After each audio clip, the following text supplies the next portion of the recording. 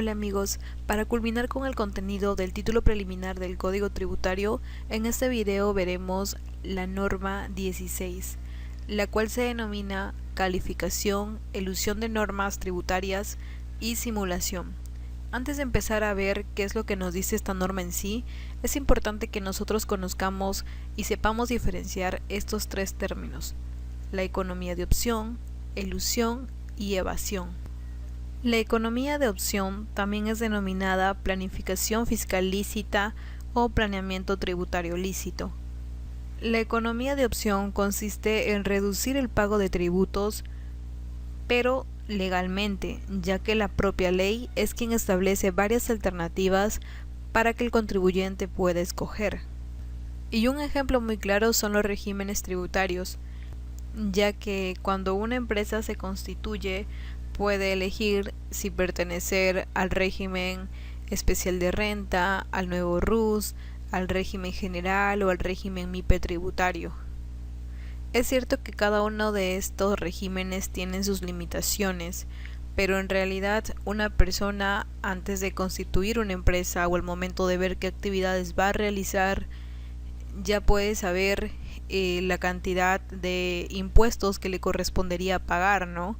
Entonces, en realidad, las empresas o las personas cuentan con estas alternativas para decidir qué actividades realizar y a qué régimen pertenecer.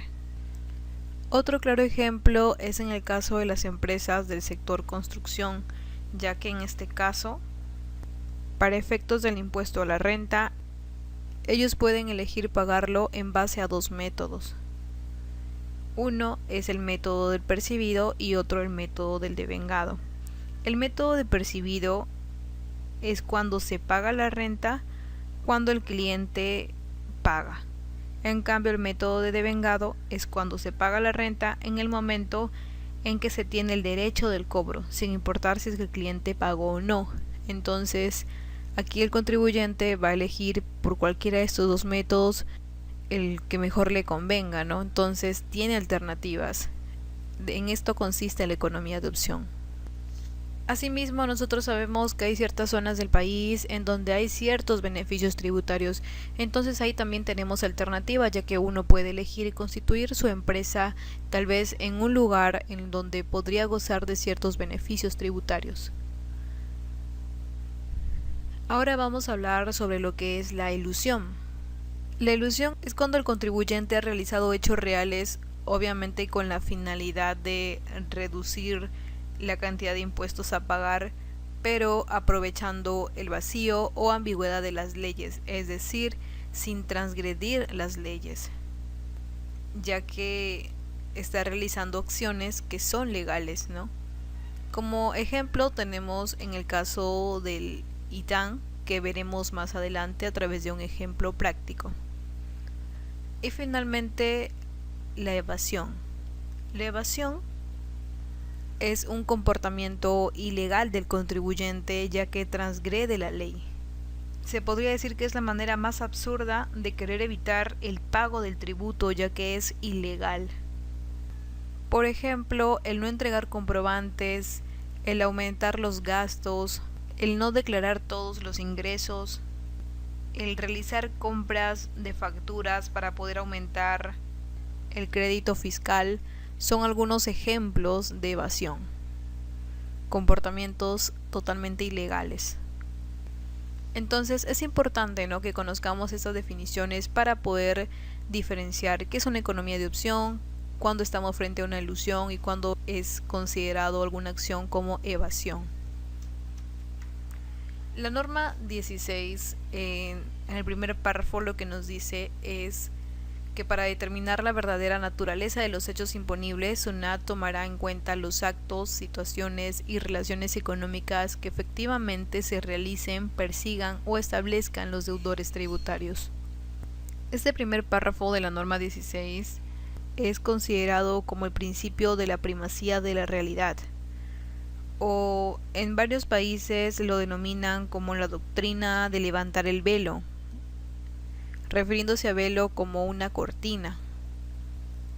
Pues como sabemos, el tributo se grava en base a lo que se ve, pero con esta norma la SUNAT tiene la potestad para grabar más allá de lo que ve. Es decir, se quiere de que se grabe sobre lo que realmente sucede y no sobre aquello que es simulado o sobre aquello que no es real. Para que puedan entender mejor esta parte, lo vamos a ver a través de algunos ejemplos. Este es un caso que lo van a encontrar en muchos libros cuando se habla de esta parte del Código Tributario. Bien, por un lado tenemos a la Marina de Guerra del Perú y por otro lado tenemos a una empresa que se encarga de la crianza y comercialización de aves. Entonces lo que ocurre es que entre ellos se da un contrato de compra-venta, en donde la empresa que se encarga de crianza y comercialización de aves tiene que dar pavos a los trabajadores de la Marina de Guerra. Entonces, ¿qué es lo que ocurre? Vende estos pavos por 1.000.000 de soles. Entonces vemos que el IGB es de 180.000 soles, por lo que el precio de venta es de 1.180.000 soles. Pero lo que el contribuyente quiere hacer es buscar una manera para poder evitar el pago del IGB, ya que es un monto fuerte. Entonces para eso es que la Marina de Guerra con esta empresa se ponen de acuerdo y realizan un contrato de compra-venta, pero por pavos vivos. ¿Por qué? Porque según el decreto legislativo 666, la venta de animales vivos se encontraba exonerado de IGB. Entonces, al realizar este contrato, el pago sería el siguiente: se tendría por valor 1.000.000, IGB 0, ya que los pavos vivos estaban exonerados de IGB, y en precio de venta sería de 1.000.000. Eso fue el primer contrato que firmaron, y a la vez hubo un segundo contrato, que fue por el servicio gratuito de matanza. Entonces, ¿qué es lo que hicieron aquí? Lo que ocurrió es que la empresa que vende los pavos le dijo a la Marina de Guerra: yo te voy a dar los pavos vivos y adicional te voy a dar un servicio gratuito de matanza de pavos. ¿Por qué? Porque los servicios gratuitos que prestan las empresas tampoco están grabados con IGB. Entonces, como pueden ver, esa es la cortina, eso es lo que quiere la empresa de pavos que SUNAT vea. Pero en realidad, lo que ha pasado es que venden los pavos muertos, ¿no? Los pavos beneficiados por 1.000.000 de soles, en donde el IGB tendría que ser 180.000 soles y el precio de venta 1.180.000 soles. Es decir, esto es la realidad. Y lo que querían hacer con los dos contratos es una simulación, ¿no? Querían hacer como si vendieran los pavos vivos y que después se les da el servicio gratuito de matanza con la finalidad de evitar el pago del IGB. Entonces esto solo es una simulación. Pero ¿por qué es que esto funcionó, no? Esto funcionó porque a la Marina de Guerra del Perú el IGB no le sirve, ya que es una entidad pública. Y al ser una entidad pública no paga IGB. Es por eso que se pusieron de acuerdo y pudieron realizar esta simulación. Si la venta hubiera sido a otra empresa que sí hubiera necesitado el IGB, lo más probable es que esto no hubiera ocurrido, ya que se estaría perjudicando a la empresa que estuviera comprando los pavos. Bien, entonces, en esta situación, en este ejemplo que les acabo de mostrar, la SUNAT dijo a esta empresa que se dedica a la crianza y comercialización de aves: esto que has hecho no sirve, ya que es lo que quieres que yo vea. Esto es una pantalla, una simulación, pero la realidad es que los pavos que han vendido han sido beneficiados y los han vendido 1.000.000, por lo que el IGB corresponde a 180.000 soles. En conclusión, lo que ocurrió aquí es que la SUNAT utilizó o aplicó el primer párrafo de la norma 16. Es decir, que la SUNAT tiene la potestad de poder grabar más allá de lo que ve. Es decir, se puede levantar la cortina y ver la realidad. Es por eso que en otros países lo denominan como la doctrina de levantar el velo. Velo lo entienden como cortina, o sea, levantar la cortina para ver la situación que realmente ocurre y no ver la pantalla o no ver la simulación. Veamos otro ejemplo. En este caso tenemos a una empresa pesquera que va a vender sus bienes a una empresa productora la cual es una empresa vinculada ya que corresponde al mismo dueño. Esta empresa productora se encarga de comprar pescado para procesarlo y vender como productos ya procesados, ¿no? Entonces, la empresa pesquera factura a la empresa productora lo siguiente: un valor de 1.000.000, IGB 0 y precio de venta de 1.000.000. ¿Por qué el IGB es 0? Porque la venta de pescado para consumo humano está exonerado de IGB, pero para consumo humano, ya que si fuese adquirido para procesarlo y tener harina de pescado, eso ya es otra cosa, ¿no? Entonces, cuando se vende pescado para consumo humano, ahí sí se encuentra exonerado de IGB. Entonces, la empresa pesquera siempre vende sin IGB porque vende productos exonerados, es decir, vende sus pescados para consumo humano. Pero la empresa no solamente vende, sino que la empresa también realiza compras de combustible, de lubricantes para sus maquinarias, compra alimentos para sus trabajadores, etc. Pero cuando la empresa pesquera compra estos bienes, sí paga IGB, es decir, compra con IGB, por lo que tiene crédito fiscal. Y este IGB que paga en la compra lo debería de aplicar cuando hace la venta, ya que tiene crédito fiscal que debería utilizarlo contra su débito fiscal al momento de vender. Sin embargo, la empresa pesquera no puede aplicar el crédito fiscal que obtiene al momento de realizar compras. ¿Por qué? Porque al momento en que vende, sus ventas todas están exoneradas de IGB. Entonces, ¿qué es lo que ocurre? En este caso, el IGB de sus compras va a pasar a formar parte de su costo, ya que no lo puede aplicar. Entonces, una vez más se ponen de acuerdo y la empresa pesquera emite dos facturas. Ya no emite una, sino que la divide en dos. Una primera factura por un valor de venta de 800.000 con IGB exonerado y a precio de venta de 800.000, y una segunda factura con un valor de venta de 200.000 con IGB de 36.000 y un precio de venta de 236.000. ¿Y por qué emite dos facturas? Porque la primera factura, que es en base a 800.000, lo emite por la venta de pescado, y emite otra factura de 200.000, pero por desgaste de redes.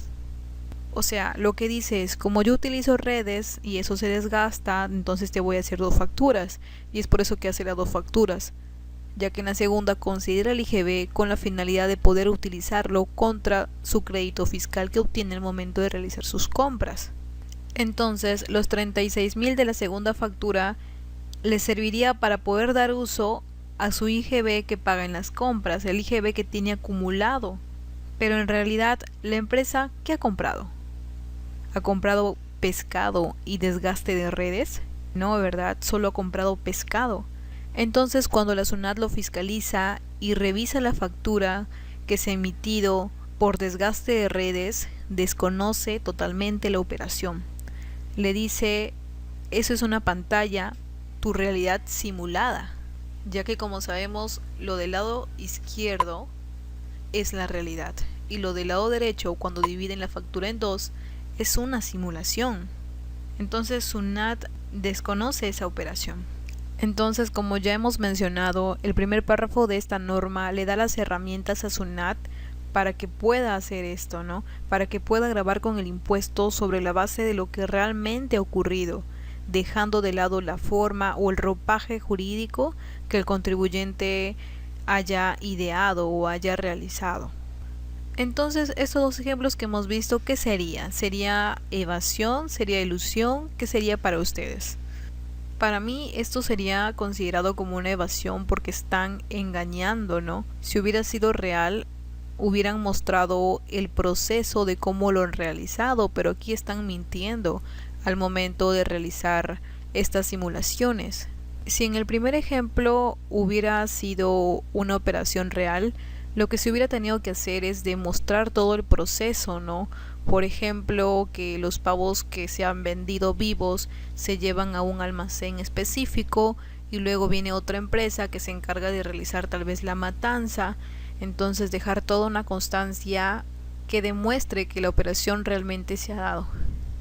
En este caso de la empresa pesquera, yo creo que no se podría comprobar porque ¿cómo es que se va a facturar por el desgaste de redes, ¿no? En ese caso también se facturaría por usar combustible u otros gastos adicionales. Entonces esto ya es algo improbable, ¿no? Ahora veamos un ejemplo de ilusión. Según las definiciones de la doctrina, la ilusión viene a ser la acción de eludir mediante un ardid, mediante una forma engañosa, con astucia, para poder realizar un menor pago de impuestos. Es decir, es una forma de esquivar algo. Pero la ilusión, a diferencia de la evasión, aquí en la ilusión se utilizan actos que son válidos, actos que son legales, actos que tienen sustento, pero que se ha hecho obviamente con la finalidad de reducir el pago del tributo, con la finalidad de eliminarlo o de impedir el pago del tributo. Entonces veamos este ejemplo, el ITAN. ¿Qué es el ITAN? El ITAN viene a ser el impuesto temporal a los activos netos. El ITAN viene a ser un impuesto que grava o que afecta la propiedad de bienes y derechos que